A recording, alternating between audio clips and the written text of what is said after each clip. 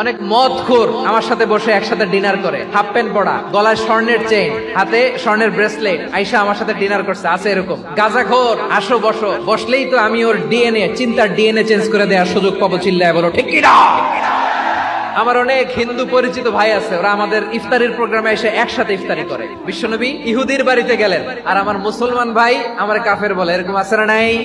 মুসলিমরা দেখতে পারে না, সহ্য করতে পারে। বিষ্ণু ইসা ইসলামের খাদেম ছিল ইহুদি, এতদিন খেদমত করলো, একদিনও বিশ্বনবী ওর কালিমার দাওয়াত দেয় নাই। কারণ কি? বিশ্বনবী একটা ভালো সময়ের অপেক্ষা করতেছিলেন, দায়ী সুযোগ খুঁজে কখন দাওয়া দিলে ব্যাটে বলে হবে, ঝোপ বুঝে কোপ মারে। বিষ্ণু ইসা ইসলাম ভালো সময়ের অপেক্ষা করতেছিলেন, দেখি আস্তে আস্তে এমন সময় আসছে, ছেলে এবার মুমূর্ষ, যখনই টাইমিং পেয়েছেন দাওয়াত দিলেন, পড়ো লা ইলাহা ইল্লাল্লাহ। প্রতিবেশী ইহুদি হোক হিন্দু হোক, যাবেন, সুসম্পর্ক রাখবেন, উপহার দিবেন, বিপদে পাশে দাঁড়াবেন, অসুস্থ হইলে একটু আপেল নিয়ে যান, আঙ্গুর নিয়ে যান। ইসলামের বিউটি দেখে, সৌন্দর্য দেখে অবাক হবে, নসিব ভালো হলে কোনোদিন কালিমা পড়ে মুসলমান হয়ে যাবে।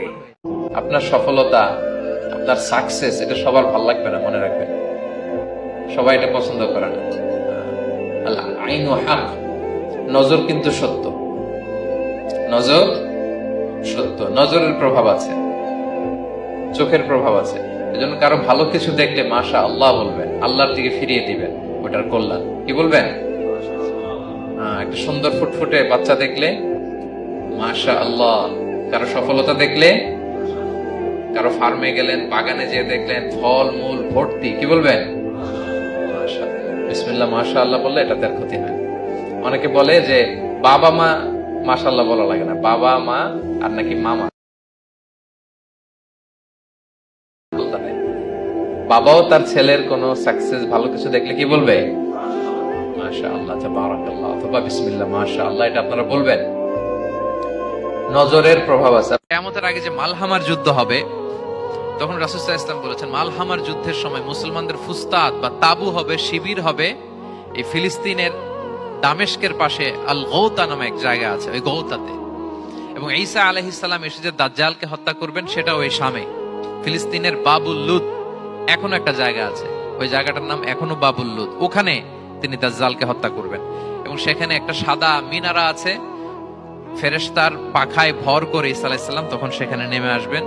ওই ফিলিস্তিনের ওই শাম দেশের ওই মিনারার পাশে তিনি এসে পৃথিবীতে তিনি নুজুল করবেন, নুজুল ঈসা আলাইহিস সালাম। তো তিন এবং জাইতুনের কসম করে বেসিক্যালি আল্লাহ তাআলা ঈসা আলাইহিস সালামের জন্মস্থানের কসম করেছেন। কারণ তিন এবং জাইতুন, ডুমুর এবং জলপাই, অলিভ কোন দেশে বেশি হয়? শাম দেশে। আওয়াজ করে বলেন কোন দেশে?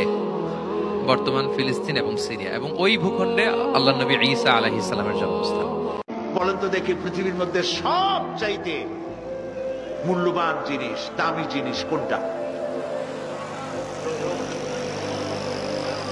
ইখতিলাফ হয়ে গিয়েছে, ইখতিলাফ হয়েছে। কেউ বলেছে যৌবন, কেউ বলেছে কোরআন, কেউ বলেছে ইসলাম। আর যারা বেশি বুদ্ধি রাখে তারা খামোশ, তারা কথা বলে নাই। কোনটা কইয়া কোন জ্বালা চুপ করে থাকাই ভালো। সব থেকে মূল্যবান জিনিসের নাম সময়। সব থেকে মূল্যবান জিনিসের নাম কি? এবার বলেন, এই পৃথিবীর মানুষ সব থেকে অপচয় করে কোন জিনিসে? সময়।